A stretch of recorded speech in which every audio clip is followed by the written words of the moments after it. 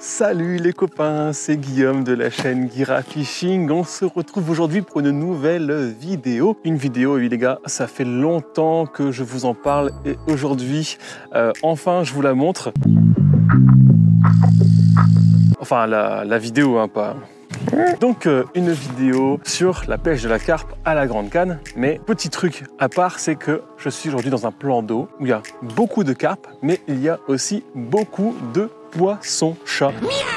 Donc je vais vous montrer un peu comment moi je fais mon approche pour justement attraper ces carpes et éviter d'attraper donc ces poissons-chats. Sans plus tarder, je vais vous montrer un peu ce que j'ai préparé et comment je vais mettre tout ça en place. Allez, c'est parti, go! Alors j'ai prévu de l'amorce. Vous allez me dire, le mec, il est complètement taré, il cherche à éviter les chats, il prend de l'amorce. Non, vous inquiétez pas les mecs, c'est tout à fait normal. Alors, clairement, le choix de l'amorce, peu importe. Le but, c'est vraiment qu'on ait une amorce qui soit nourrissante et qui occupe les poissons-chats à un endroit. Donc là, clairement, c'est un restant d'amorce que j'avais au congélateur. Donc un mélange de Spicy Crazy et Power Green. Parce que clairement, quand je fais des parties de pêche, généralement à la fin, il me reste de l'amorce et je le mets dans un sac que je mets au congélateur. Et je le garde pour justement des parties de pêche où il faut que je mette juste à manger sans trop me casser la tête. Et donc là, c'est parfait, une amorce bien nourrissante avec plein de pelés, etc. Donc c'est nickel. Ensuite, j'ai prévu du gros pelé. Je vais montrer à quoi ça va me servir juste après. J'ai des asticots, des casters. Alors ça, c'est pour pêcher les poissons-chats. Voilà, tout simplement. Parce que je vais essayer d'en faire quelques-uns quand même. J'ai un peu de pelé là qui fait voilà, 6 mm. C'est pour de la manger aussi. Et j'ai également quelques tigers. Voilà.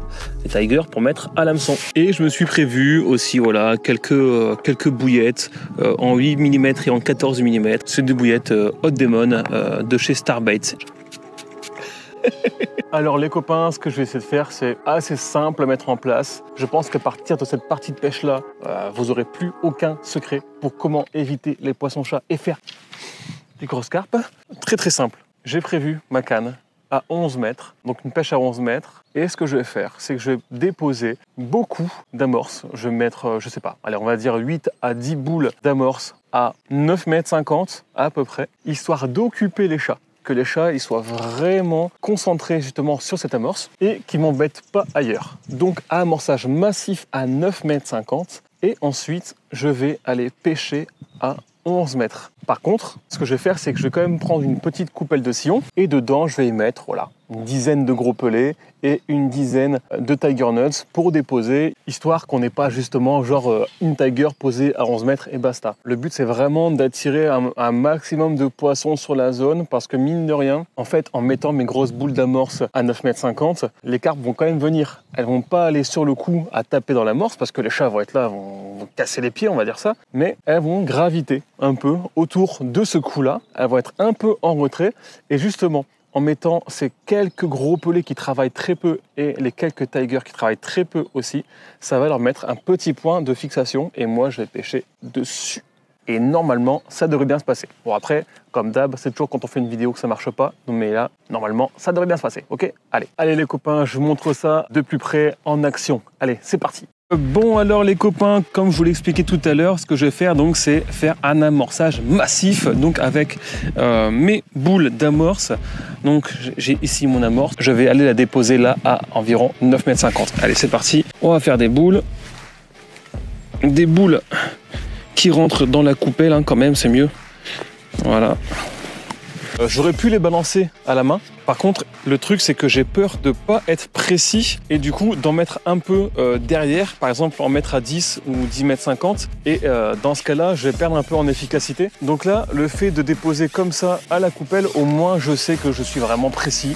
Je vais mettre tout à 9,50 m. Ça sera parfait. Donc là, mon repère, c'est clairement la fin de mon avant-dernier élément, de mon élément numéro 6. Voilà. Donc je vais mettre ma main dessus et je vais déposer tout ça avec un repère en face. Et donc, mon repère en face, hein, c'est environ, voilà, c'est cet arbre qui est là. Voilà. Et donc, je vais déposer toutes mes boules à cet endroit bien précis. Donc là, ça fait une. Hop, une deuxième. Et je vais en mettre comme ça, voilà, 8, 9, 10. Le but, c'est vraiment de faire un amorçage massif, histoire que les poissons-chats me foutent la paix. Bon les copains, du coup je vais vous parler un petit peu de la ligne que je vais utiliser pour la pêche des carpes et justement c'est une ligne un peu spécifique parce que c'est une ligne qui va me permettre justement d'éviter les poissons-chats. Bon du coup en gros c'est une ligne qui est relativement classique de la pêche à la carpe, corde de ligne en 25 centièmes, un flotteur avec un fil intérieur, voilà, un magnifique flotteur. Un flotteur en 0,80 grammes parce que là il y a environ 2 mètres d'eau.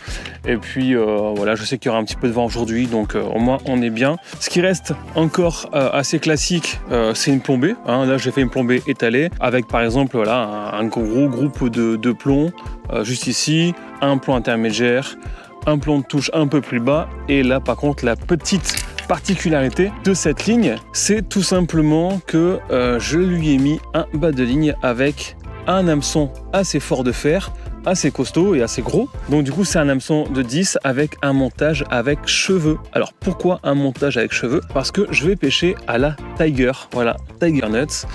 Il faut que je puisse écher ma Tiger et la chose la plus simple à faire c'est de mettre un cheveu, de percer la Tiger, de rentrer le cheveu à l'intérieur et puis de bloquer avec un stop à pas. Sinon on a aussi la possibilité de mettre une petite bague en silicone et puis d'enfiler la Tiger dedans. Mais on va dire que l'inconvénient avec la bague en silicone c'est que quand on a une touche qu'on ferre et qu'on loupe la touche, on perd la Tiger, alors que là en fait avec une Tiger sur un cheveu on va pouvoir faire plusieurs ferrages, limite louper plusieurs ferrages, mais on peut aussi même faire plusieurs poissons avec une Tiger parce que tant que la Tiger elle restera sur le cheveu, on pourra pêcher avec. Alors maintenant pour mettre la Tiger, eh ben, c'est assez simple. Moi ce que je fais c'est que je prends une petite vrille, donc je perce ma Tiger, je prends en plein centre, voilà, je tourne sans forcer, voilà, vraiment je force pas, et je perce ma Tiger, voilà, elle est percée, je la retire, je prends une aiguille à appât, je rentre donc mon aiguille à l'intérieur de la Tiger,